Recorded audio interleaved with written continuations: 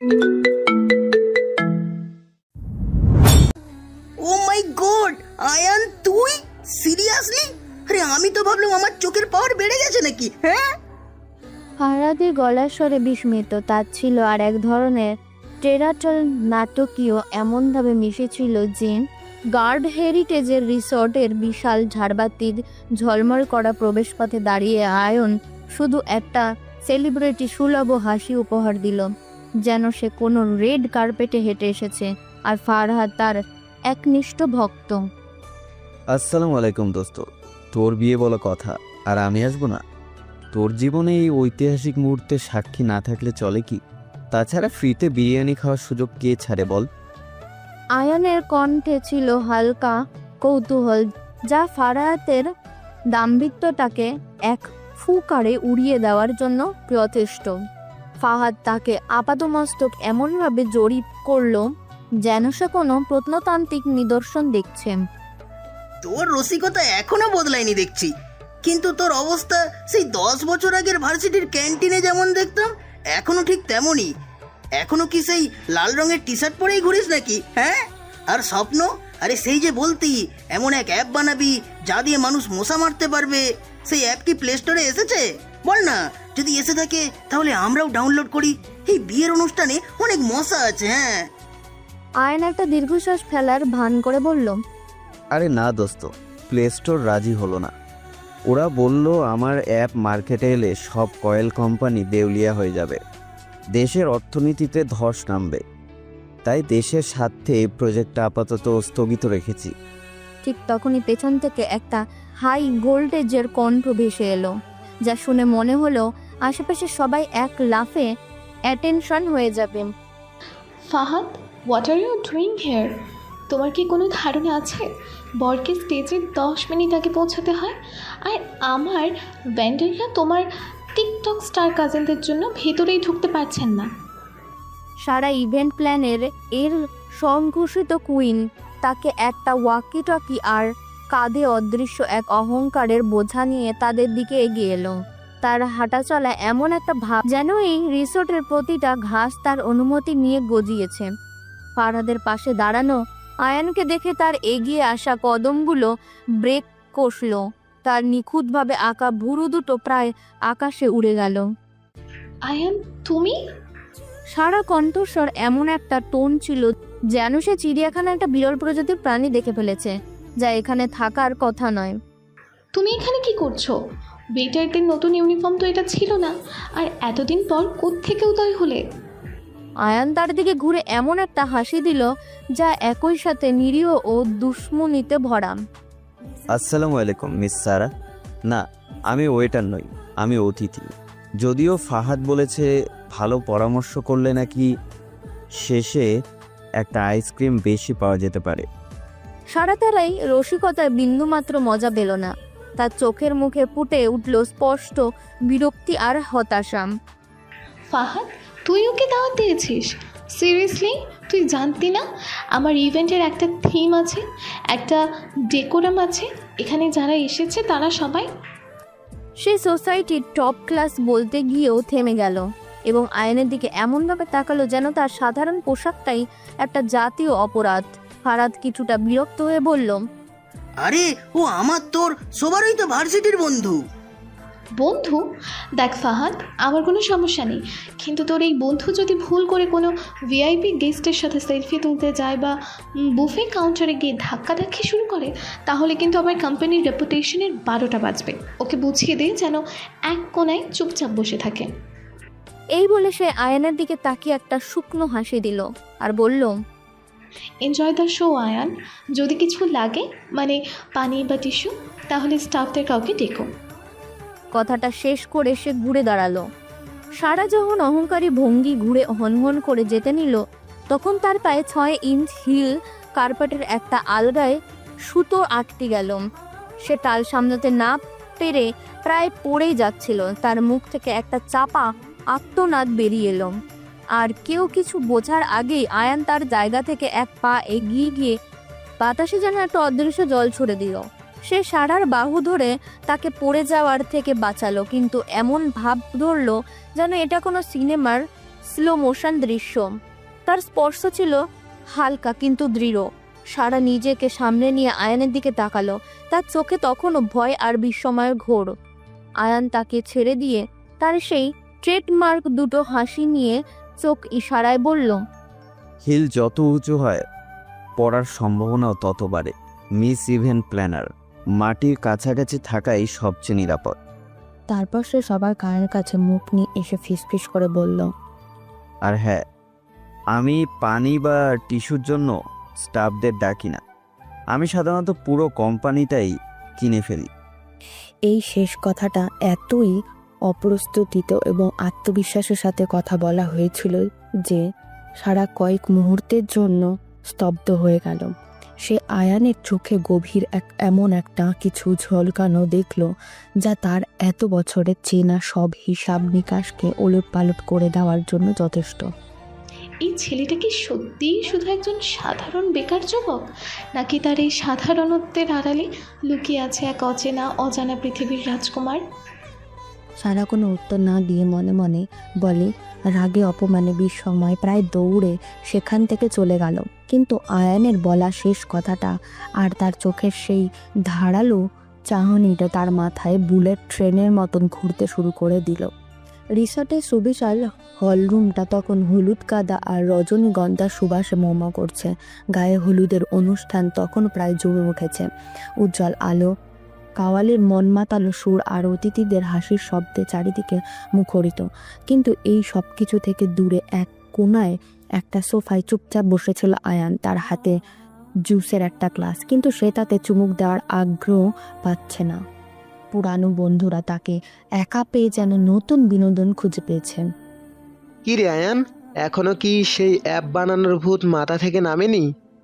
গায়ে হলুদের অনুষ্ঠানে হলুদা ভালোয় আয়নের কোন ঠাসা করে ধরেছিল জামিল, তার হাতে কাবাবের প্লেট। কিন্তু মনে পড়ে আছে আয়ানকে খোঁচা দেওয়ার দিকে। তোর তো একটা ছোট আইটি ফার্ম ছিল, কি যেন নাম, ডিম ইউভার না কি যেন, সেটা কি হলো? কোম্পানির সাইনবোর্ডটাও কি কেজি দরে বেচে দিয়েছিস নাকি? আয়ন একটা কাবাবে মুখে পুড়ে আয়েশ করে চিবোতে চিবোতে বলল, বেচে দিয়েছি মানে? ওটা এখন অ্যান্টিক পিস, আমার প্রথম ব্যর্থতার সাক্ষী। নিলামে তুলব ভাবছি, কিনবি নাকি? বেস্ট প্রাইস মাত্র 1 কোটি। গ্রুপের আরেকজন সাদাত তার আইফোন দেখিয়ে ব্যঙ্গ করে বলল, রসিকতা রাখ, আমি তো আগেই বলেছিলাম এসব স্বপ্ন দেখা ছাড়। আমাদের মতন সাধারণ ঘরের ছেলেদের জন্য মাস শেষে একটা নিশ্চিত চাকরি ভরসা। দেখ, আমি এখন বাবার ব্যবসা সামলে কোথায় চলে গেছি। তোর যদি কোনো হেল্প লাগে বলিস, আমার পরিচিত কয়েকটা কল সেন্টারে কথা বলে দেখতে পারি। ডেটা এন্ট্রির কাজ হলে তো মাস শেষে কিছু টাকা আসবে। দারুণ অফার তো। আয়ান এমনভাবে চোখে মুখে বিস্ময় ফুটিয়ে তুলল যেন সে লটারি জিতে গেছেন। তাহলে তো তোর আন্ডারেই কাজ করতে হবে। তুই কি আমাকে অগ্রিম 1 মাসের বেতন ধার দিতে পারবি? আসলে এই রিসোর্টের বিলটা আমাকেই দিতে হবে তো। ফাহাদ একেবারে ফকির হয়ে গেছে বিয়ের খরচ দিতে গিয়ে। বন্ধুরা তার এই রসিকতায় হাসবে না রাগ করবে বুঝতে পারছিল না। ঠিক তখনই আয়ানের পকেটে থাকা সাধারণ দেখতে ফোনটা ভাইব্রেট করে উঠল। স্ক্রিনে ভেসে উঠল একটা নাম, মিস্টার রহমান। আয়ন উঠে দাঁড়িয়ে বিনীতভাবে বলল, তোরা আলোচনা চালিয়ে যা, আমি আসছি। সাদাত, আমার চাকরির ব্যাপারটা কিন্তু ভুলিস না। সেই হট্টগোলে ভেতর থেকে বেরিয়ে একটু দূরে সুইমিং পুলের পাশে এসে দাঁড়ায় রাতের নিয়ন আলোয় পুলের পানি চিকচিক করছে। ফোনটা কানে দেওয়ার সাথে সাথে তার পুরো অবয়ব যেন বদলে গেল। সেই নিরীহ, শান্ত, অপমানিত আয়ান যেন এক মুহূর্তে উধাও হয়ে গেল। তার কাঁধটা সোজা হয়ে গেল, চোয়ালটা শক্ত হলো আর চোখের দৃষ্টি হয়ে উঠল তীক্ষ্ণ ও কৃতিত্বপূর্ণ। Yes mister Rahman, I saw the final draft to the proposal. It's unacceptable. তার কণ্ঠস্বর ছিল বরফের মতন ঠান্ডা। সে আবার প্রায় ধমকে উঠল। What do you mean? They won't agree. Listen to me very carefully. The deal is locked at 500 crores. Not a penny less. Not a penny more. This is not a negotiation. Tell their board of directors that AC does not like to repeat himself. If they are not ready to comply by midnight, pull our investment from their inter-European sector. তার প্রতিটা শব্দ ছিল আদেশের মতন। Boot. বলে ion ফোনটা কেটে দিল। তার মুখে কোনো ভাবান্তর নেই। আড়াল থেকে পুরো কথোপকথন পাথরের মূর্তির মতন দাঁড়িয়ে শুনছিল সারা। সে একজন ভেন্ডার খুঁজতে এসেছিল এদিকে। 500 কোটি টাকার ডিল, ইউরোপিয়ান সেক্টর, এসি। এই শব্দগুলো তার মাথায় যেন হাতুড়ির মতন আঘাত করলো। সে দেখলো ফোনটা রাখার পর আয়ন একটা গভীর শ্বাস নিল, আর মুহূর্তেই তার কাঁধটা আবারও সামান্য ঝুঁকে গেল। চোখের সেই ধারালো দৃষ্টি মিলিয়ে গিয়ে আবার সেই পুরনো সাধারণ চাহনি ফিরে এলো। সে ধীর পায়ে হেঁটে গিয়ে আবার বন্ধুদের সেই অপমানজনক ভিড়ে মিশে গেছে। জামিল তাকে দেখেই আবার বলল, কিরে, কার সাথে কথা বলছিলি? নতুন কোনো চাকরি ইন্টারভিউ ছিল নাকি? আয়ন মুচকি হেসে বলল, আরে না, বাড়িওয়ালা ফোন করেছিল। সামনের মাসে ভাড়াটা বাকি, বলছিল না দিলে নাকি বাড়ি থেকে বের করে দেবে। এই কথা শুনে বন্ধুরা অট্টহাসিতে ফেটে পড়ল, কিন্তু সারা হাসতে পারল না। তার মনে হচ্ছিল এই ছেলেটা পৃথিবীর সেরা অভিনেতা। সে একই সাথে দুটো চরিত্রে অভিনয় করছে, একটা তার বন্ধুদের জন্য আর একটা পুরো পৃথিবীর জন্য। কিন্তু কোনটা তার আসল রূপ আর কোনটা এই লুকোচুরি? সারার মাথার সন্দেহ যেন পোকাটা ঢুকিয়েছিল। সে এখন পুরো মস্তিষ্কটাই কুড়ে করে খেতে শুরু করলো। সঙ্গীত অনুষ্ঠানে ঠিক 1 ঘন্টা আগে ঘটল চূড়ান্তকর বিপর্যয়। অনুষ্ঠানের মূল আকর্ষণ ছিল দেশের সেরা একজন ফোক ফিউশন মেয়েদের লাইভ পারফরমেন্স, কিন্তু তাদের জন্য আনা আন্তর্জাতিক মানের সাউন্ড সিস্টেম হঠাৎ করে বিকল হয়ে গেল। প্রথমে একটা অদ্ভুত হিসির শব্দ, তারপরে একটা স্পার্ক, এবং অবশেষে পুরো সিস্টেম থেকেই হালকা ধোঁয়া বের হতে শুরু করলো। সারা খবরটা পেয়ে প্রায় দৌড়ে স্টেজে পেছনে গেল। টেকনিশিয়ানদের দখল তখন সিস্টেমটা ঘিরে দাঁড়িয়েছে। তাদের সবার মুখে অন্ধকার। দলের প্রধান টেকনিশিয়ান হতাশ হয়ে বলল, সারা মাথায় হাত দিয়ে বসে পড়ল। সে দিশেহারা হয়ে তার টিমের লোকদের ওপর চিৎকার করতে লাগলো, বিভিন্ন ভেন্ডারকে ফোন করতে লাগলো, কিন্তু এত অল্প সময়ে নতুন সিস্টেম অ্যারেঞ্জ করা ছিল অসম্ভব। সে যখন প্রায় কান্নায় ভেঙে পড়ার উপক্রম, তখন আয়ান তার সামনে এসে খুব শান্তভাবে দাঁড়ালো। সারা রাগে হতাশে হয়ে তার দিকে তাকালো। আয়ান তার এই অপমানকে কোনো প্রতিক্রিয়া দেখালো না। সে শুধু বলল, ম্যাডাম, মেন পাওয়ার ডিস্ট্রিবিউশন ইউনিটটা পুড়ে গেছে, এটা রিপেয়ার করা সম্ভব না, আর আমাদের কাছে এই মডেলের কোনো ব্যাকআপ ইউনিটও নেই। সারা হতাশ হয়ে হাত নিয়ে বলল, কি বলছো এসব? 1 ঘন্টা পর অনুষ্ঠান শুরু। প্রেস, মিডিয়া, শহরের সব গণ্যমান্য ব্যক্তিরা এসে পড়বেন। সাউন্ড ছাড়া সঙ্গীত অনুষ্ঠান কিভাবে হবে? আমার কোম্পানির এত বছরের সম্মান সব ধুলোয় মিশে যাবে। খুব বড় সমস্যা স্যার। সারা রাগে হতাশে হয়ে তার দিকে তাকালো। তোমার দেখে কি মনে হচ্ছে? যাও এখান থেকে, আমার মাথায় এমনিতেই কাজ করছে না। তোমার মতো বেকার মানুষের এইসবের টেনশন বুঝতে হবে না। আয়ান তার এই অপমানকে কোনো প্রতিক্রিয়া দেখালো না। সে শুধু বলল, আমি একবার চেষ্টা করে দেখতে পারি? তুমি কি করবে? তুমি কি সাউন্ড ইঞ্জিনিয়ার, নাকি তোমার কাছে আলাদিনের চেরাগ আছে? না, চিরাগ নেই, কিন্তু আমি হয়তো কাউকে চিনি যে সাহায্য করতে পারবে। আমাকে শুধু একটু সুযোগ দাও। সারা হতাশ হয়ে হাত নিয়ে বলল, ঠিক আছে, করো তোমার যা করার। আমার আর কিচ্ছু হারানোর নেই। যাও, তোমার ম্যাজিক দেখাও। আয়ান ভিড় থেকে একটু দূরে বসে গিয়ে তার ফোনটা বের করলো। সে একটা মাত্র কল করলো। অপর প্রান্ত থেকে ফোনটা রিসিভ হতে সে কোনো হ্যালো বা ভূমিকা ছাড়াই বলল, সাভার গ্রাউন্ড হেরিটেজ রিসোর্ট। আমার একটা ব্যক্তিগত ইভেন্টে পাওয়ার ইউনিটে সমস্যা হয়েছে। দেশের সেরা লাইট অ্যান্ড সাউন্ড টিমকে সম্পূর্ণ নতুন সেট আপ 30 মিনিটের মধ্যে লোকেশনে পাঠাও। I need a world class arrangement. কোনো প্রশ্ন নয়, জাস্ট ডু ইট। ফোনটা রেখে সে সারার দিকে তাকিয়ে খুব সহজভাবে বলল, হয়ে যাবে, চিন্তা করো না। সারা তার আত্মবিশ্বাস দেখে অবাক হলো, কিন্তু এক বিন্দু বিশ্বাস করতে পারল না। সে ভাবল আয়ান হয়তো তাকে সান্ত্বনা দেওয়ার জন্য বা নিজের গুরুত্ব বাড়ানোর জন্য এই নাটকটা করছে। কিন্তু তার ভাবনা ভুল প্রমাণ করে ঠিক 20 মিনিট পর রিসর্টের বিশাল গেট দিয়ে একের পর এক আধুনিক সরঞ্জাম বেশ কয়েকটা বিশাল ট্রাক এসে ঢুকলো।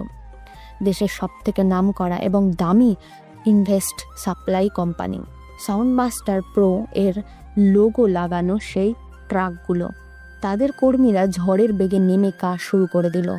তাদের টিম লিডার একজন বিদেশি দৌড়ে এসে সারার সামনে দাঁড়িয়ে হাঁপাতে হাঁপাতে বলল, Ma'am, are you the right location? We are here from Mr. AC personal invite. Sara AC নামটা শুনে যেন বিদ্যুৎ স্পষ্ট হলো। Mister AC? K mister AC? The owner of Chaudhary Enterprise, ma'am. He claimed as personally. He said there must be no deal.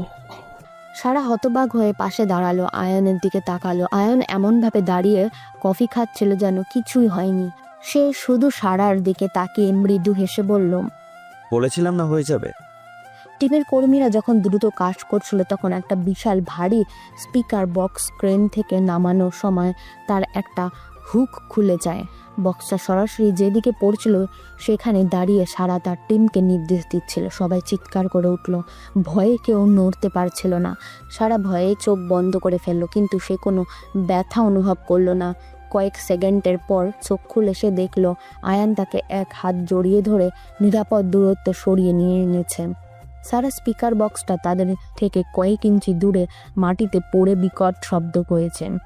আয়নার হাতে বেষ্টনী এতটাই দৃঢ় এবং সুরক্ষিত ছিল যে সবার মনে হয় যেন এটা লোহার প্রাচীর তাকে আগলে রেখেছে। সাবধানে স্যার। আয়ান শান্তভাবে তার কানের কাছে বলল। তার নিঃশ্বাস সারা চুলে এসে পড়ছিল।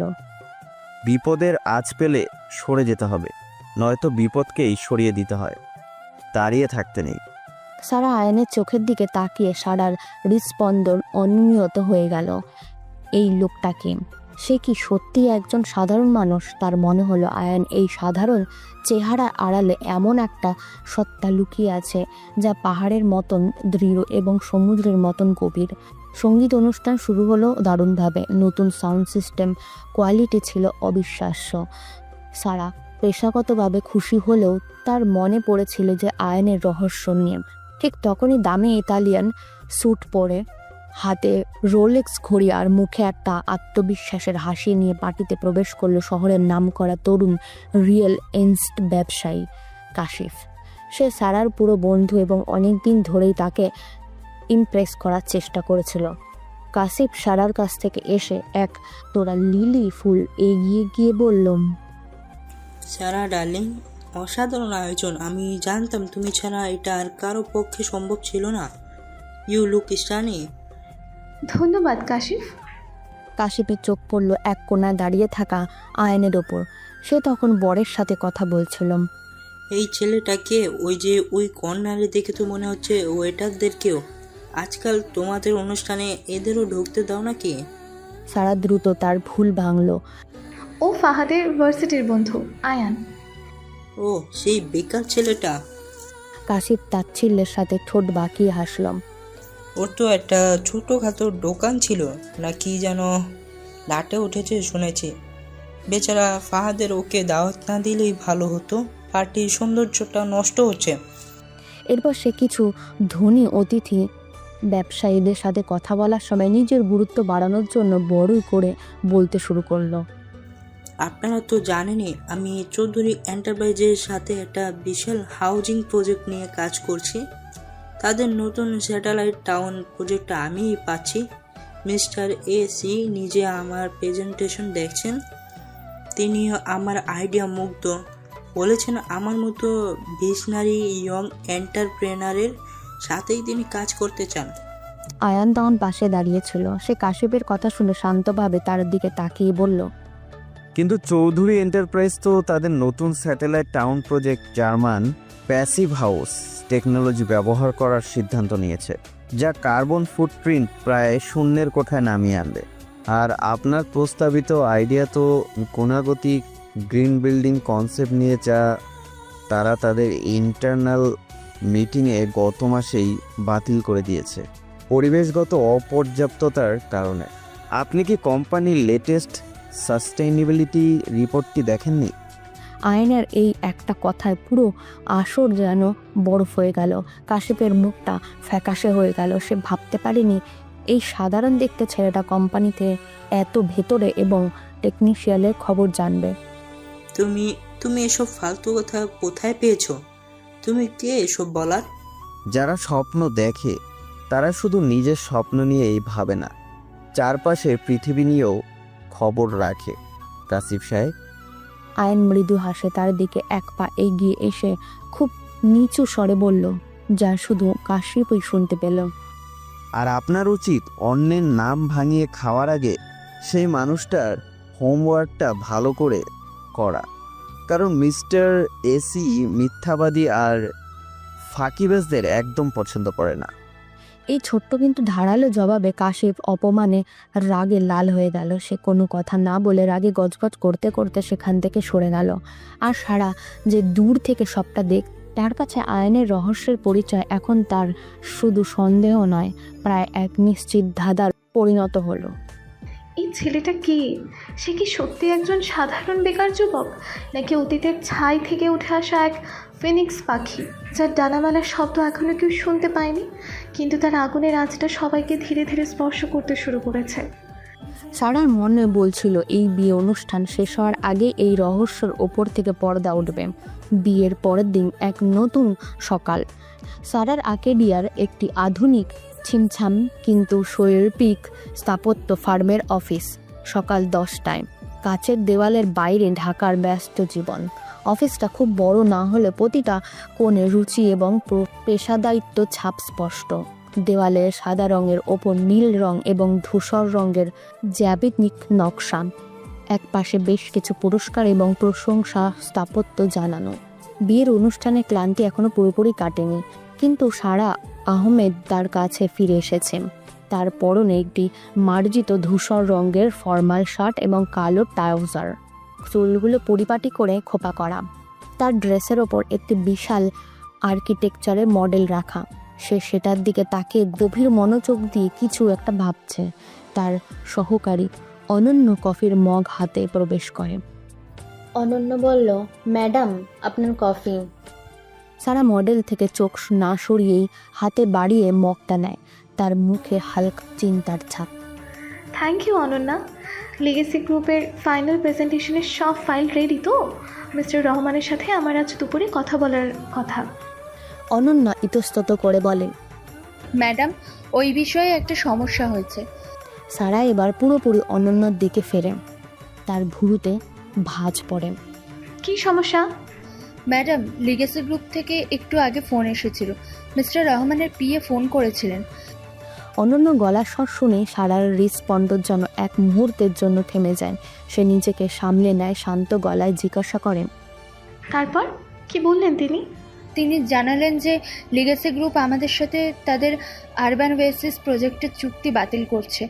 সিদ্ধান্তটা তাদের বোর্ড থেকে নেওয়া হয়েছে এবং এটা চূড়ান্ত, কোনো আলোচনা ছাড়াই ইমিডিয়েটলি। কথাটা একটা বোমার মতন সারার কানে এসে লাগে। তার হাত থেকে প্রায় কফির মগটা পড়ে যাচ্ছিল। সে দ্রুত নিজেকে সামনে নিয়ে মগটা ডেস্কে রাখে। তার পুরো পৃথিবীটা যেন ঘুরতে শুরু করেছে। লিগাসি ভুরু শুধু তার সব থেকে বড় ক্লায়েন্ট নয়, এই কোম্পানি হাত ধরে সারা সহ আর্কেডিয়া নিজের পায়ে দাঁড়িয়েছে। তার কোম্পানি প্রায় 40% রেভিনিউ আছে এই একটি ক্লায়েন্টের কাছ থেকে। কারণ কি বলেছে? আমরা তো ডেডলাইনের আগেই সব সাবমিট করেছি। আমাদের ডিজাইনে তো তারা মুগ্ধ ছিল। হুট করে বোর্ড এমন একটা সিদ্ধান্ত কেন নেবে? তিনি কোনো কারণ জানাতে রাজি হননি ম্যাডাম, শুধু বললেন এটা একটা কৌশলগত পুনর্মূল্যায়ন। তাদের লিগ্যাল টিম নাকি খুব তাড়াতাড়ি আমাদের সাথে যোগাযোগ করবে। কৌশলগত পুনর্মূল্যায়ন, এই কর্পোরেট শব্দটার আড়ালেই যে কি ভয়ানক খেলা চলছে তা বুঝতে সারার এক মুহূর্ত দেরি হয়নি। তার চোখের সামনে ভেসে ওঠে গত রাতের বিয়ে বাড়ির দৃশ্যটা। কাশিপ তার প্রধান ব্যবসায়ী প্রতিযোগী এবং প্রাক্তন বন্ধু, যে তাকে সবসময় ঈর্ষা করত। গতরাতেও কাশিফের চোখে সে একটা বিজয়ের হাসি দেখেছিল, যা সে তখনও পাত্তা দেয়নি। সারা চেয়ারে বসে পড়ল, তার কপালে বিন্দু বিন্দু ঘাম জমছে। সে তার সিনিয়র পার্টনার এবং বন্ধু রিয়াজকে ইন্টারকর্মে ফোন করে। রিয়াজ, এক্ষুনি আমার রুমে এসো, এক্ষুনি। রিয়াজ 40-এর কোটায় একজন অভিজ্ঞ আর্কিটেক্ট।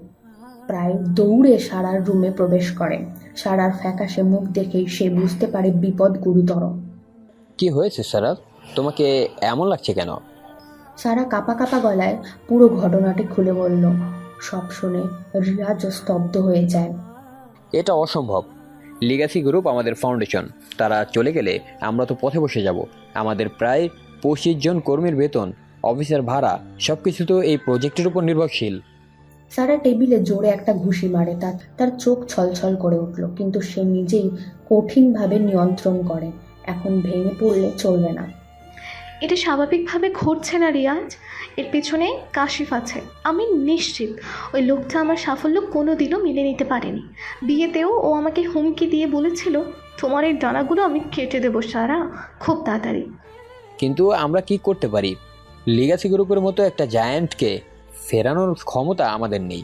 আর কাশিফের টাকার জোর আর রাজনৈতিক যোগাযোগ দুটোই আমাদের চেয়ে অনেক বেশি। আমি জানি না, আমি কিচ্ছু জানি না। আমার মনে হচ্ছে কেউ যেন আমার পায়ের তলার মাটিটাই কেড়ে নিচ্ছে। আমি আমার সারা জীবনের স্বপ্ন, আমার বাবার দেওয়া শেষ স্মৃতি, এই ফার্মটিকে এভাবে ধ্বংস হতে দিতে পারি না। তার মনে পড়ে যায় কিভাবে তার বাবার মৃত্যুর আগে তাকে বলেছিল। সারার বাবা বলল, নিজের একটা আকাশ তৈরি করিস মা, যেখানে তুই হবি একমাত্র নক্ষত্র। সেই আকাশটা আজ মেঘে ঢেকে যাচ্ছে, একটা কালো অশুভ মেঘ যার নাম কাশিফ। আমি একবার মিস্টার রহমানকে ফোন করব। তিনি আমাকে ব্যক্তিগতভাবে চেনেন, হয়তো তিনি কিছু একটা বলতে পারবেন। সারা কাপ হাতে ফোনটা তুলে নেয়। অনেকবার রিং হওয়ার পর ওপাশ থেকে একটা শীতল অপরিচিত কণ্ঠ ভেসে আসে। হ্যালো, মিস্টার রহমান কথা বলছেন? সরি স্যার, এখন মিটিংয়ে আছেন। আপনি কে বলছেন? আমি সারা আহমেদ, সারাজ অর্কিডিয়া থেকে। ওপাশ থেকে এক মুহূর্ত নীরবতা, তারপর সেই শীতল কণ্ঠে বলে, ও স্যার, আপনাদের বিষয়ে আর কোনো কথা বলতে আগ্রহী নন। আপনাদের যা বলার আমাদের লিগ্যাল টিমের সাথে বলবেন, প্লিজ আর ফোন করবেন না। ফোনটা কেটে যায়। সারা শূন্য দৃষ্টিতে ফোনের দিকে তাকিয়ে থাকেন। অপমান এবং অসহায়ত্বে তার ভেতরটা জ্বলে পুড়ে যাচ্ছিল। তার মনে হচ্ছিল যে সে একটা চোরাবালির আটকে পড়েছে, যেখান থেকে সে বের হওয়ার কোনো রাস্তাই যেন জানা নেই। দ্য রিডিং রুম গুলশানের একটি নিরিবিলি রুচিশীল ক্যাফে। দুপুর 2টা। ক্যাফেতে হালকা জ্যাজ মিউজিক বাজছে, কিন্তু সারা আহমেদের ভেতরে যেন ঝড় বইছে। তার কাছে এই শান্তি অর্থহীন। সে একটা কোণে টেবিলে বসে আছে, যেন নিজেকে পৃথিবীর কাছ থেকে লুকিয়ে ফেলতে চায়। তার সামনে রাখা কফির কাপ থেকে বাষ্প ওঠা বন্ধ হয়ে গেছে বহুক্ষণ। অফিসের কর্মীদের সামনে সে আত্মবিশ্বাসের মুখোশটা সে পড়েছিল, এখানে এসে তার খসে পড়েছে। তার ল্যাপটপের স্ক্রিনে কোম্পানি আর্থিক অবস্থার লাল রঙের সংকেতগুলো যেন তাকে উপহাস করছে। হঠাৎ একটা শান্ত কিন্তু পরিচিত কণ্ঠ তার চিন্তার মুখে ছড়িয়ে দেয়, একা একা এত জটিল হিসাব মেলানো যায় নাকি? সারা চমকে মুখ তুলে তাকায়। তার টেবিলের সামনে এসে দাঁড়িয়েছে আয়ান। সেই একই সাধারণ পোশাক, তার হাতে দস্তয়েভস্কির একটা বই। বিয়ে বাড়ির পর এই প্রথম দেখা। সারার বিরক্ত মনটা আরও তেতো হয়ে উঠল। এই মুহূর্তে সে কারো সহানুভূতি চায় না, বিশেষ করে আয়ানের কাছ থেকে তো নয়। আয়ান তার মুখে কঠিনভাবে দেখেই একটু বিচলিত হয়ে যায়। সে কোনো অনুমতি অপেক্ষা করে না। সারার উল্টো দিকে চেয়ারে টেনে বসে বলল, কি হলো? আমাকে দেখে এমনভাবে তাকালে যেন আমি তোমার ক্লায়েন্ট কেড়ে নিয়েছি। আয়নের গলা মসৃণ, ঠান্ডা বঙ্গের সুর। দেখো আয়ান, আমার এখন কারোর সাথে কথা বলার মন মানসিকতা নেই। তোমার যদি কোনো কাজ না থাকে তাহলে অন্য কোনো টেবিল খুঁজে নিতে পারো। আমার তো কোনো কাজই নেই, আমি তো বেকার। তাই যেখানে বসে দুটো নতুন জিনিস শেখা যায় সেখানেই বসে পড়ি।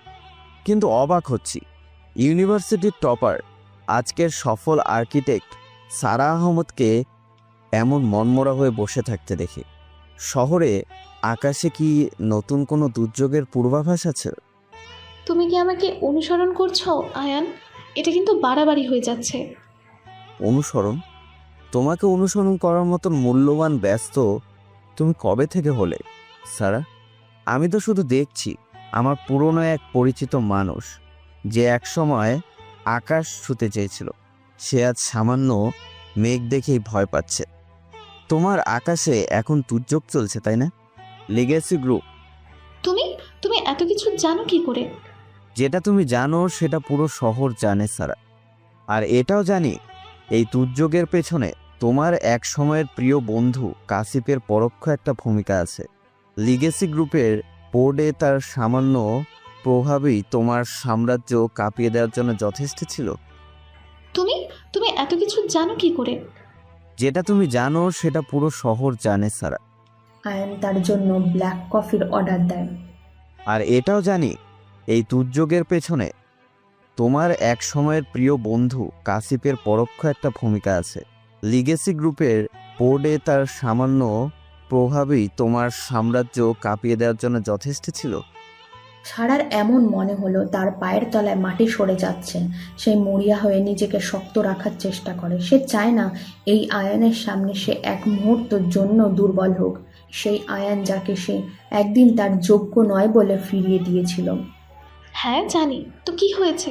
তুমি কি আমার এই অবস্থা থেকে খুশি হচ্ছ? 10 বছর আগে তো তুমি এটাই চেয়েছিলে, তাই না? আমি যেন মুখ থুবড়ে পড়ি।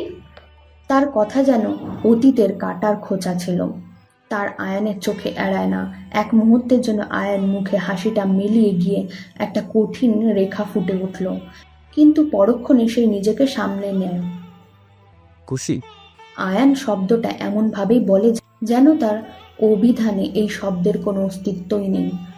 তোমার কষ্টে আনন্দ পাওয়ার মতন রুচি আমার নেই সারা। আমি শুধু অবাক হচ্ছি যে মেয়েটা একদিন অহংকার করে বলেছিল আমি নিজের ভাগ্য নিজের লিখি, সে আজ পরিস্থিতির দোহাই দিয়ে হাল ছেড়ে দিচ্ছে। আমি হাল ছাড়ছি না। সারা প্রায় চেঁচিয়ে ওঠে, কিন্তু ক্যাফের পরিবেশের কথা মাথায় রেখে দুটো গলা নামিয়ে নেয়। আমার হাতে আর কোনো পথ খোলা নেই। তুমি বুঝবে না। তোমার তো কোনো দায়িত্ব নেই, হারানোর ভয় নেই। তুমি জানো না নিজের হাতে গড়া একটা প্রতিষ্ঠানকে চোখের সামনে ধ্বংস হয়ে যেতে দেখা কতটা কষ্টের। ঠিক, আমি হয়তো জানি না।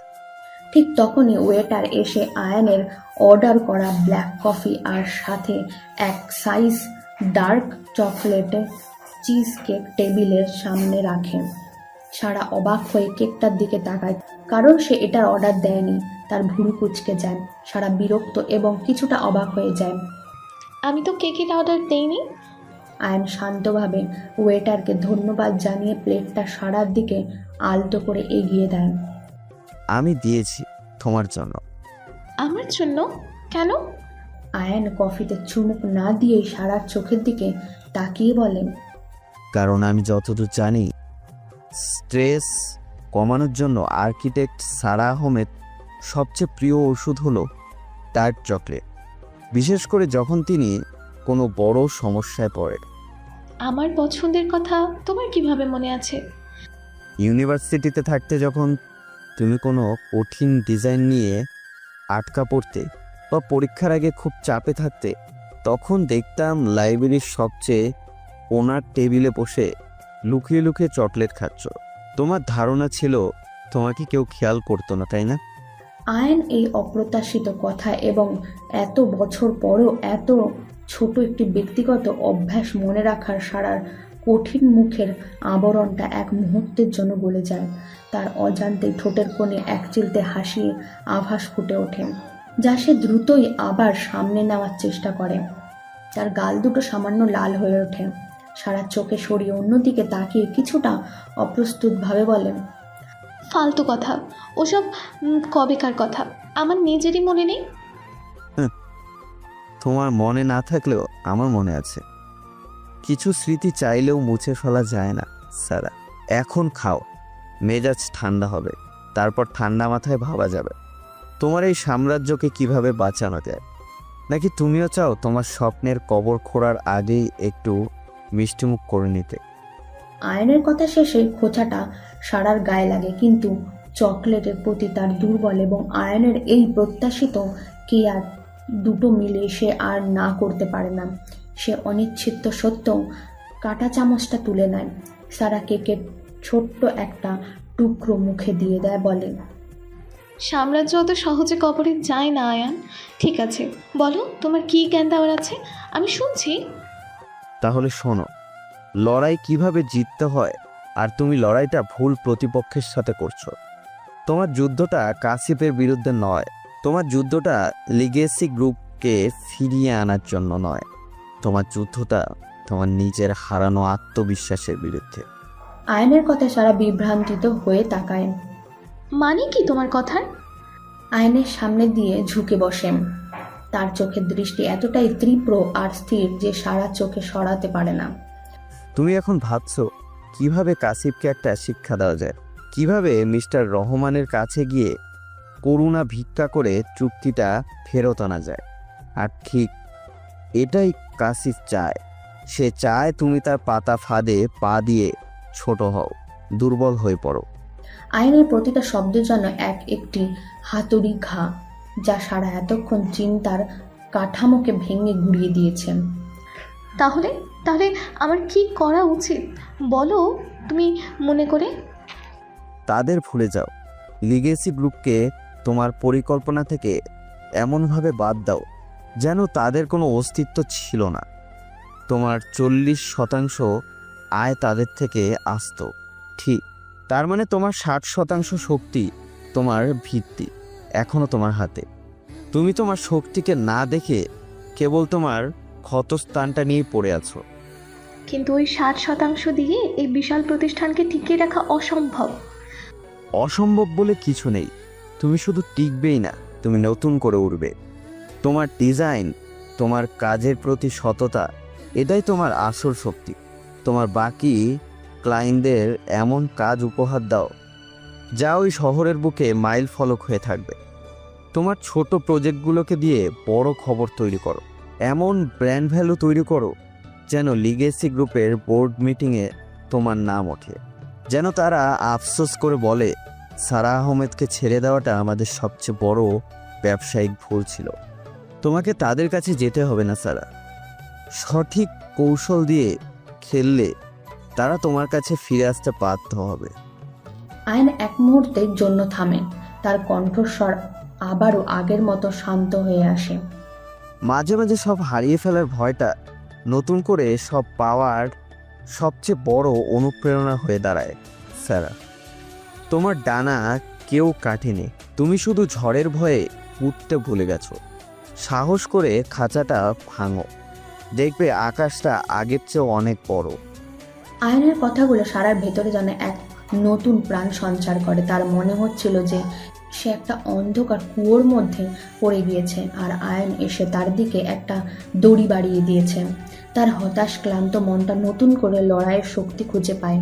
সে ভেজা চোখে আয়নের দিকে তাকিয়ে থাকে। তুমি তুমি এত কিছু জানো কিভাবে আয়ান? তোমার কথা, তোমার ভাবনা, কোনো কিছুই তোমার সাধারণ পরিচয়ের সাথে মেলে না। আয়ন উঠে দাঁড়ায়, তার মুখে সেই চিরচেনা রহস্যের হাসি। আমি তো বললামই, আমার হাতে অঢেল সময়, তাই আমি শুধু পড়ি আর মানুষকে পর্যবেক্ষণ করি। পৃথিবীর সব সামান্য সাধারণ বইয়ের পাতায় আর মানুষের আচরণে লেখা থাকে স্যার, শুধু সেটা পড়ার মতো চোখ আর বোঝার মতো মন থাকতে হয়। সে আর এক মুহূর্তে দাঁড়ায় না, বইটা হাতে নিয়ে ধীর পায়ে ক্যাফে থেকে বেরিয়ে যায়। সারা তার যাওয়ার পথের দিকে তাকিয়ে থাকে। তার মনে এক ক্রাশ প্রশ্ন, এই আয়নকে সে চেনে না। ভার্সিটির সেই লাজুক আবেগ প্রবণ ছেলেটা আর আজকের সেই বুদ্ধিদীপ্ত রহস্যময় মানুষটা যেন সম্পূর্ণ ভিন্ন দুজন। এই প্রথমবার সারা মনে হলো তার সামনে সব থেকে বড় রহস্য কাশিফের চক্রান্তের নয়, বরং আয়ানের এই বদলে যাওয়ার পরিচয়। পরের দিন সকাল 11টায় পুরো অফিসে একটা থমথমে পরিবেশ। কর্মীরা নিজেদের মধ্যে ফিসফিস করছে। কোম্পানির ভবিষ্যৎ নিয়ে সবাই চিন্তিত। সারা এবং রিয়াজ একটি কনফারেন্স রুমে বসে আছে। তাদের সামনে একটি হোয়াইট বোর্ড, সেখানে তার কোম্পানি টিকে থাকার নতুন কৌশল নিয়ে আলোচনা করছে। আয়নের কথাগুলো সারার মাথায় ঘুরছে। সে ঠিক করেছে সে আর হার মানবে না, সে লড়বে। রিয়াজ, আমাদের ছোট ক্লায়েন্টসদের তালিকাটা বের করো। গ্রিন ভ্যালি হাউজিংয়ের লিগাল টাওয়ার্স, এই দুটো প্রজেক্টকে আমরা আমাদের নতুন শোকেস বানাবো। আমাদের সেরা টিমকে এই দুটো প্রজেক্টে লাগাতে হবে। প্রয়োজনে আমরা আমাদের পারিশ্রমিক কমাবো, কিন্তু কাজের মানে কোনো ছাড় দেওয়া হবে না। রিয়াজ সারার চোখে নতুন এক প্রত্যাশা দেখতে পায়। সে অবাক হলেও বন্ধুর এই পরিবর্তনে খুশি হয়। কিন্তু সারা, এতে আমাদের আর্থিক চাপ আরও বাড়বে। বারুক, আমরা প্রয়োজনে আমাদের বেতন নেব না, কিন্তু কর্মীদের বেতন একদিনের জন্য আটকাবে না। এই প্রতিষ্ঠানটা শুধু আমাদের দুজনের নয়, এই 25 জন মানুষেরও। আমরা একসাথে লড়বো, একসাথে জিতবো। সারা যখন কথাগুলো বলছে ঠিক তখনই তার ডেস্কের ফোনটা বেজে ওঠে। অন্য ইন্টারকর্মে জানায়, ম্যাডাম, লিগেসি গ্রুপ থেকে মিস্টার রহমানের পিএ আবার ফোন করেছেন, আপনার সাথে কথা বলতে চায়। সারার হৃৎপিণ্ড আবারও ধক ধক করে ওঠে। সে রিয়াজের দিকে তাকায়। রিয়াজ তাকে ফোনটা ধরতে ইশারা করে। সারা কাপ হাতে রিসিভ হাতে তোলে। সে ঠিক করে রেখেছে, এবার সে দুর্বল দেখবে না। হ্যালো, সারা আহমেদ বলছি। ওপাশ থেকে সেই পিয়ের গলা ভেসে আসে, তবে এবার তার কণ্ঠে সেই শীতল ভাবটা নেই, বরং এক ধরনের সমীহীন এবং ইতস্তত ভাব। ম্যাডাম, আমি মিস্টার রহমানের অফিস থেকে বলছি। স্যার আপনার সাথে জরুরি ভিত্তিতে কথা বলতে চান। আপনি কি লাইনে থাকবেন? সারা অবাক হয়। অবশ্যই। এক মুহূর্তের পর লাইনের আসন স্বর মিস্টার রহমান। তার কণ্ঠে চরম অনুশোচনা। স্যার, আমি ব্যক্তিগতভাবে দুঃখিত। গতকালের ঘটনার জন্য আমি লজ্জিত। বোর্ডে একটা ভুল বোঝাবুঝির কারণে এটা হয়েছে। আমরা আমাদের সিদ্ধান্ত পরিবর্তন করছি। সারা চুপ করে শোনে, তার বিশ্বাস হচ্ছিল না। আমি শুধু আমাদের চুক্তিটাকেই পুনর্বহাল করতে চাইছি না, আমরা আপনাদের সাথে একটি দীর্ঘমেয়াদী চুক্তি করতে চাই। আমরা চাই আগামী 5 বছরে লিগওয়েন্স গ্রুপে যতগুলো আর্টিক্সের প্রয়োজন হবে তার সবই সারাশয় একাডেমিক করবে, এবং আমরা আমাদের বাজেট আগের চেয়ে দ্বিগুণ করতে প্রস্তুত। সারা এবং রিয়াজ একে অপরের দিকে অবিশ্বাস দৃষ্টিতে তাকিয়ে থাকে। রিয়াজ বলেন, এটা কিভাবে সম্ভব? যে লোকটা গতকাল কথা বলতে রাজি ছিল না, সে আজ দ্বিগুণ টাকার চুক্তি নিয়ে ফিরে এসেছে। সারা নিজেকে সামনে নিয়ে জিজ্ঞাসা করে, মিস্টার রহমান, আমি কি জানতে পারি হঠাৎ এই সিদ্ধান্ত পরিবর্তনের কারণটা কি? মিস্টার রহমান এক মুহূর্ত চুপ করে থাকে, তারপর এমন একটা নাম উচ্চারণ করে যা সারার পৃথিবীর ভিত নাড়িয়ে দেওয়া যথেষ্ট ছিল। আসলে আমাদের কোম্পানির একজন অত্যন্ত সম্মানীয় বিনিয়োগকারী এসি স্যার নিজে আপনাদের কোম্পানির জন্য সুপারিশ করবে। তিনি বলছেন সারা একাডেমি ইতিমধ্যে শহরের সেরা এবং সবচেয়ে সংঘ আর্টিক্সের ফরম। এসি স্যারের কথা আমরা ফেলতে পারি না সারা, তার এই কথা আমাদের জন্য চূড়ান্ত। এসি স্যার, আমি দুঃখিত, আমি এই নামের কাউকে চিনি না। তিনি প্রচারের আলোয় আসতে পছন্দ করে না। তিনি একজন অদৃশ্য শক্তি যিনি পর্দার আড়ালে থেকে সবকিছু নিয়ন্ত্রণ করে। আপনাদের সৌভাগ্য যে আপনারা তাদের সুনজরে পড়ছেন। আমরা খুব তাড়াতাড়ি চুক্তির কাজ পাঠিয়ে দিচ্ছি। ফোনটা কেড়ে নেয়। কনফারেন্স রুমে পিন পতন নীরবতা। রিয়াজ উত্তেজনায় প্রায় চিৎকার করে ওঠেন। সারা, এটা মিরাকেল, এটা একটা মিরাকেল। কিন্তু সারা কোনো উত্তর দেয় না। সে চেয়ারে বসে আছে, তার মাথায় এসি এই দুটো অক্ষর ঘুরপাক খাচ্ছিল। এসি আয়ান চৌধুরী? না না, এটা হতে পারে না। সে তো একজন সাধারণ বেকার ছেলে, তার এত ক্ষমতা কোথা থেকে আসবে? কিন্তু আয়ানের সেই আত্মবিশ্বাসী মুখ, তার গভীর পর্যবেক্ষণ ক্ষমতা, তার অসাধারণ ব্যবসায়িক পরামর্শ, সব কিছু মিলে যাচ্ছে তো। সারার কাছে আর এসি এর শুধু একটা নাম থাকে না, এটা একটা রহস্যের পরিণত, এক গভীর আকর্ষণীয় রহস্য যার কেন্দ্র রয়েছে এই সাধারণ দেখতে অসাধারণ যুবকটি আয়ন। সারার আর্কেডিয়ার অফিস। কয়েকদিন পর বিকেল 5টায় অফিসের পরিবেশ এখন সম্পূর্ণ স্বাভাবিক। কর্মীরা সবাই হাসি খুশি, কারণ তাদের চাকরি শুধু বেঁচেই যায়নি, বরং কোম্পানি এখন আরও শক্তিশালী অবস্থায় পৌঁছেছে। সারা তার কেবিনে বসে নতুন প্রজেক্টের নকশা দেখছিল। তার মন এখন অনেক শান্ত, কিন্তু সেই এসি রহস্যের কোনো সমাধান সে পায়নি। সে আয়ানের সাথে যোগাযোগ করার চেষ্টা করেছিল, কিন্তু তার ফোন বন্ধ ছিল। কেবিন থেকে বের হয়ে সে কফি বানাতে যাওয়ার সময় দেখে অফিসের এক কোণে দাঁড়িয়ে তার সব থেকে জুনিয়র এবং মেধাবী কর্মী নীলা নিঃশব্দে কাঁদছে।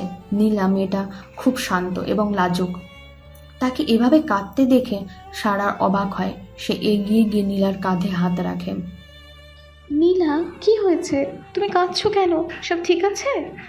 নীলা সারাকে দেখে চমকে ওঠে এবং দ্রুত চোখের জল মোছার চেষ্টা করে। না না ম্যাডাম, কিছু না। সারা নরম গলায় বলে, আমার কাছে লুকাতে হবে না নীলা, আমি তোমার বস হওয়ার আগে তোমার সহকর্মী। বলো আমাকে কি হয়েছে? এবার নীলা কান্না ভেঙে পড়ে। সে বলে, ম্যাডাম, আমার মায়ের হার্টের একটা ব্লক ধরা পড়েছে। কালকের মধ্যে অপারেশন না করলে ডাক্তাররা কোনো আশা দিচ্ছেন না। অপারেশনের জন্য প্রায় 5 লক্ষ টাকা লাগবে। আমি জানি না আমি এত টাকা কোত্থেকে জোগাড় করবো। কথাটা শুনে সারার মনটা খারাপ হয়ে যায়। সে নীলাকে নিজের কেবিনে নিয়ে আসে এবং তাকে বসিয়ে শান্ত করে। চিন্তা করো না নীলা, আমি আছি তো। আমি তোমাকে অফিস থেকে 1 লক্ষ টাকা অগ্রিম দিচ্ছি, আর বাকিটার জন্য আমি কিছু একটা ব্যবস্থা করছি। সারা জানে কোম্পানি নতুন চুক্তি হলেও হুট করে এতগুলো টাকা দেওয়া কঠিন, কিন্তু সে নীলাকে এভাবে ভেঙে পড়তে দিতে পারে না। সে তার ব্যক্তিগত অ্যাকাউন্ট থেকে কিছুটা টাকা এবং বন্ধুদের কাছ থেকে ধার করে বাকিটা জোগাড় করার কথা ভাবে। পরের দিন সকালে সারা অফিসে এসে দেখে নীলার মুখে হাসি। তার টেবিলে একটি বিশাল মিষ্টির বাক্স। সারাকে দেখেই নীলা প্রায় দৌড়ে তার কাছে আসে। তার চোখে মুখে কৃতজ্ঞতা আলো। ম্যাডাম, একটা চমৎকার হয়ে গিয়েছে। নীলা কাঁপতে কাঁপতে বলে, আজকে সকালে হাসপাতাল থেকে ফোন এসেছিল। তারা জানিয়েছে আমার মায়ের অপারেশনের পুরো বিল কেউ একজন পরিশোধ করে দিয়েছে, পুরো 5 লাখ টাকা। সারা অবাক হয়ে যায়। কে দিয়েছে তুমি কি জানো? না ম্যাডাম, হাসপাতালের কর্তৃপক্ষ শুধু বলেছে একজন ভদ্রলোক আজ ভোরে এসে ক্যাশে পুরো টাকা জমা করে দিয়েছে এবং নিজের পরিচয় দিতে বারণ করেছেন, কিন্তু তিনি আমার মায়ের বেডের পাশে একটা চিরকুট রেখে গিয়েছে। নীলা তার ব্যাগ থেকে ফোন বের করে একটি ছবি দেখায়। এই যে দেখুন ম্যাডাম, ওখানকার নার্স চিঠিটার ছবি তুলে আমাকে পাঠিয়েছে। সুন্দর মুহূর্তের মতন হতাশ হয়ে সেখান থেকে একটি বাক্য লেখা, স্বপ্ন দেখার সাহস যার আছে তার স্বপ্ন ভাঙার অধিকার কারণে। এই হাতের লেখাটা আমার খুব চেনা চেনা লাগছে, কোথায় দেখেছি এটা? ভাবতে ভাবতে মনে পড়ল ভার্সিটি একবার এসে আয়নের নোটবুকটা দেখেছিল। এটা তো আয়ানের হাতে লেখা। সারা আর এক মুহূর্ত দাঁড়ালো না। সে বুঝতে পারল আয়ন শুধু তার জন্য নয়, তার চারপাশে সবার জন্য একজন অদৃশ্য কাজ করছে। কিন্তু কেন এই লুকোচুরি? এই লোকটা আসল পরিচয় কি? সারা ঠিক করলো সে নিজের এই রহস্যের সমাধান করবে। সে আর ভাগ্যের ওপর বসে থাকবে না। তাকে আয়নকে খুঁজে বের করতেই হবে, আর তার সব প্রশ্নের উত্তর আদায় করে নিতে হবে। কিছুদিন পর ঢাকার সব থেকে অভিজাত 5 তারকার হোটেলে দ্য রয়্যাল প্যালেসের বলরুম থেকে দেশের সব বাঘা শিল্পপতি, কর্পোরেটর ব্যক্তি আর মিডিয়া উপস্থিত ঝলমল করছেন। আজ বিজনেস লিডারের অ্যাকাউন্টের রাত। সারা একপাশে দাঁড়িয়ে পার্টিটা পর্যবেক্ষণ করছিল। তার পরনে একটা অনবদ্য সুন্দর গাউন। সে এখানে শুধু অতিথি নয়, ইভেন্ট ম্যানেজমেন্ট কোম্পানির নমিনেশনে পড়েছে। কাশিফ তার সম্ভাব্য সুলভ ও আত্মবিশ্বাসী হাসি নিয়ে সারা পাশে এসে দাঁড়ালো। You are looking like $1 million, Sara. ধন্যবাদ কাশিফ, তোমাকে ভালো লাগছে। কাশিফ তার স্যুটের বোতাম ঠিক করতে করতে বলল, ভালো তো লাগবেই। আজ আমার জন্য একটা বড় রাত। আমার কোম্পানি সেরা রিয়েল এস্টেট কোম্পানি অ্যাওয়ার্ডটা পাচ্ছে, আর সবচেয়ে বড় কথা, আজ আমি তোমাকে একজনের সাথে পরিচয় করিয়ে দেব। কার সাথে? The man, the myth, the legend, mister AC. তিনি আজকের অনুষ্ঠানের মূল স্পন্সর। আমি খবর পেয়েছি তিনি আজ প্রথমবার মতো জনসমক্ষে আসতে পারেন। আমার সাথে তার ব্যক্তিগত সম্পর্ক আছে, তুমি তো জানোই। আজ আমি তোমাকে তার সাথে সরাসরি কথা বলিয়ে দেব। তোমার কোম্পানির জন্য এটা একটা বিশাল সুযোগ হবে। সারা মনে মনে হাসলো। কাশিফের এই বড়াই করা স্বভাব যেন ভালো করেই চেনে। তাই নাকি? দেখা যাক কিন্তু আমি তো শুনেছি মিস্টার এসি মিডিয়া বা পার্টি এড়িয়ে চলেন। সবার জন্য হয়তো, কিন্তু আমার জন্য নয়। যাই হোক, চলো ড্রিঙ্কস করা যাক।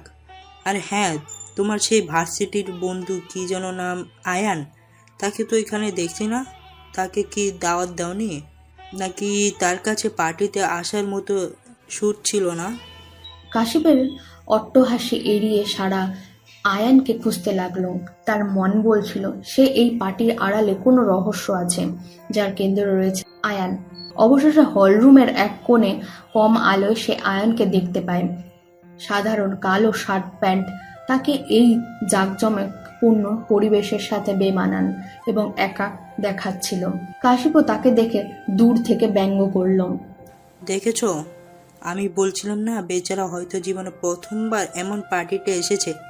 কি করবে কিছুই বুঝতে পারছে না। সারা কিছু বলতে যাবে, ঠিক তখনই একটা অবিশ্বাস্য ঘটনা ঘটল। দেশের সবথেকে বর্ষীয়ান এবং সম্মানিত শিল্পপতি রহমান গ্রুপের চেয়ারম্যান জনাব সিরাজ রহমান মিডিয়া এবং অন্য সব অতিথিদের রেডি সরাসরি আয়নের দিকে এগিয়ে গেলেন। তার চোখে মুখে ছিল গভীর স্বাস্থ্য এবং আন্তরিকতা। আসসালামু আলাইকুম আয়ান বাবা, তুমি এখানে একা দাঁড়িয়ে আছো কেন? আয়ন হেসে তার হাত ধরল। ওয়ালাইকুম আসসালাম চাচা, কেমন আছে? আমি তো শুধু মানুষ দেখছি, এত বড় বড় মানুষ এক ছাদের নিচে, দেখতে ভালোই লাগছে। সিরাজ রহমান স্নেহ মাথা গলায় বলল, বড় মানুষ তো তুমি বাবা, তোমার বয়সে তো আমি কিছুই করতে পারিনি। আর তুমি পুরো দেশের নীতিকে নাড়িয়ে দিয়েছো। তোমার নতুন গ্রিড টেক্সটাইল প্রজেক্টের কথা শুনলাম, অসাধারণ আইডিয়া। আমি তোমার সাথে এটা নিয়ে বিস্তারিত কথা বলতে চাই। অবশ্যই চাচা, আমি কাল সকালে আপনার অফিসে আসব। না না, তুমি কেন আসবে? আমি তোমার কাছে যাব, তুমি শুধু সময়টা দিও। এই দৃশ্য একটু দূর থেকে সারা এবং কাশিপ দুজনেই চোখ ছানাবড়া হয়ে গেল।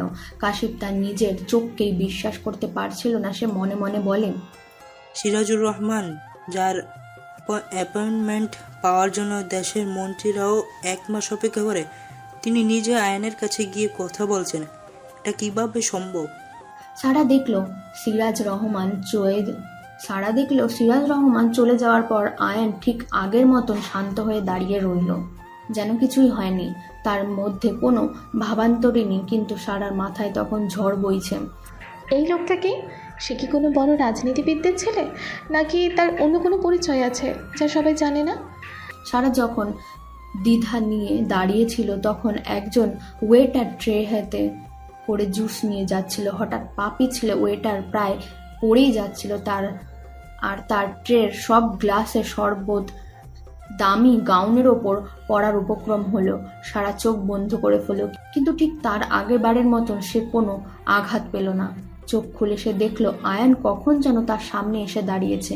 সে এক হাতে দিয়ে ওয়েটারকে ধরে ফেলেছে আর অন্য হাত দিয়ে ট্রেটা এমনভাবে সামলে নিয়েছে যে এক ফোঁটাও জুস নিচে পড়েনি। আয়ান ওয়েটারের দিকে তাকিয়ে জিজ্ঞাসা করল, আপনি ঠিক আছেন? জি স্যার, আমি দুঃখিত। সমস্যা নেই, সাবধানে কাজ করবেন। ওয়েটার চলে যাওয়ার পর আয়ান সারার দিকে ঘুরল, তার মুখে সেই দুষ্টু হাসি। কি ব্যাপার মিস ইভেন্ট প্ল্যানার? মনে হচ্ছে আমার প্রধান দায়িত্বই হয়ে দাঁড়িয়েছে আপনাকে বিভিন্ন বিপদ থেকে বাঁচানো। আপনার কি নিজের একটা পার্সোনাল বডিগার্ড রাখার কথা ভাবা উচিত নয়? সারা তার রসিকতায় না হেসে সরাসরি তার চোখের দিকে তাকালো। আমার বডিগার্ডের দরকার নেই আয়ান, আমার শুধু কিছু প্রশ্নের উত্তর দরকার। প্রশ্ন? আয়ান এমনভাবে ভুরু কোচকালো যেন সে কিছুই জানে না। যেমন? আচ্ছা, আমি বলতে পারবো। আজকের অ্যাওয়ার্ডটা কে পাবে? সেরা অভিনয়ের অ্যাওয়ার্ডটা। আয়ান প্লিজ। সারা তাকে থামিয়ে দিল।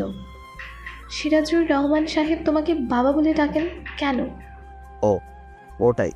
উনি আসলে আমার বাবার বন্ধু ছিলেন, তাই ছোটবেলা থেকে আমাকে খুব স্নেহ করতেন। তেমন কিছু না। এই সহজ উত্তরটা সারার মনকে শান্ত করতে পারল না। তার মনে হলো আয়ান খুব সহজে সত্যিটা এড়িয়ে যাচ্ছে। সে ঠিক করলো আজ তার রাতের মধ্যেই এই রহস্য শেষ দেখবে। পার্টি শেষ প্রায়, অতিথিরা সবাই একে একে বেরিয়ে যাচ্ছে। সারাও তার নমিনেশনের ফলাফল শোনার পর বেরিয়ে যাচ্ছিল। দুর্ভাগ্যবশত সে অ্যাকাউন্টার পায়নি, পেয়েছে কাশিপের এক প্রতিযোগী। সে লিফটের জন্য অপেক্ষা করছে। লিফটের দরজা খুলতেই দেখে যে ভেতরে আয়ন একা দাঁড়িয়ে আছে। আয়ন হাসি মুখে জিজ্ঞাসা করল, যাবে নাকি দাঁড়িয়ে থাকবে? সারা কোনো কথা না বলে লিফটটা ভেতরে ঢুকলো। দরজা বন্ধ হয়ে গেল। লিফটটা নিচে নামতে শুরু করলো। দুজনের মধ্যে অবিশ্বাস্য নীরবতা। আয়ন নীরবতা ভেঙে জিজ্ঞাসা করল, অ্যাওয়ার্ডটা না পেলে মন খারাপ? একটু তো বটে, অনেক খেটেছিলাম এই প্রজেক্টের জন্য। যারা খেটে অ্যাওয়ার্ড পায় তারা একদিনের জন্য খুশি হয় সারা, আর যারা খেটে মানুষের মন জয় করে তারা সারা জীবনের জন্য সম্মানিত হয়। তুমি দ্বিতীয় দলে পড়ো। আয়নের এই কথাটা সারার মন ছুঁয়ে গেল। ঠিক তখনই একটা ঝাঁকুনি দিয়ে লিফটটা মাঝপথে আটকে গেল। ভেতরের আলো নিভে গিয়ে শুধু এমার্জেন্সি লাইটটা জ্বলে উঠল। সারা ভয়ে প্রায় চিৎকার করে উঠল। What happen? এখন কি হবে? আরে ভয় পেও না, মাঝে মাঝে লিফটে এমন হয়। ইন্টারকমে ফোন করে দেখি। সে ইন্টারকমে বাটন চাপলো, কিন্তু কোনো সাড়া নেই। সারা এবার সত্যি ভয় পেয়ে গেল। আমরা কি এখানে আটকে পড়ে গেছি আয়ান? মনে তো হচ্ছে তাই। ব্যাপারটা কিন্তু মন্দ নয়। তোমার মতো একটা সুন্দরী মেয়ের সাথে একটা ভাঙা লিফটে একা আটকে পড়ার সুযোগ তো আর প্রতিদিন আসে না। তোমার কি সব কিছুতেই মজা করতে ভালো লাগে? মজা না করলে এই বোরিং জীবনটা চলবে কি করে বলো? আচ্ছা চলো, যতক্ষণ না কেউ আসছে আমরা একটা গেম খেলে, আর সত্যি খেলা। আমি তোমাকে একটা প্রশ্ন করব, তুমি সত্যি উত্তর দেবে। তারপর তুমি আমাকে একটা প্রশ্ন করবে। সারা দ্বিধায় পড়ে গেল। এইটা হয়তো সুযোগ আয়নের কাছ থেকে কিছু বের করার। ঠিক আছে, কিন্তু কোনো ফালতু প্রশ্ন নয়। ডান, আমার প্রথম প্রশ্ন। আয়ন সারার চোখের দিকে সরাসরি তাকালো। সারা এই প্রশ্নের অপ্রস্তুত হয়ে গেল। সে মাথা নিচু করে বলল, আমি ঠিক তা ভাবতাম না। আমার মনে হতো তুমি খুব ট্যালেন্টেড, কিন্তু তোমার স্বপ্নগুলো ছিল অবান্তর। আমি চেয়েছিলাম তুমি বাস্তববাদী হও। এবার তোমার পালা। সারা সাহস সঞ্চয় করে তার দিকে তাকালো। কে তুমি আয়ান? কেন আমার মনে হচ্ছে তুমি যা দেখাও তা তুমি নও? কেন দেশের সবচেয়ে বড় শিল্পপতি তোমাকে দেখলে দাঁড়িয়ে যান? কেন এসি নামের কোনো রহস্যময় ব্যক্তি বারবার আমাকে সাহায্য করে? সত্যিটা কি?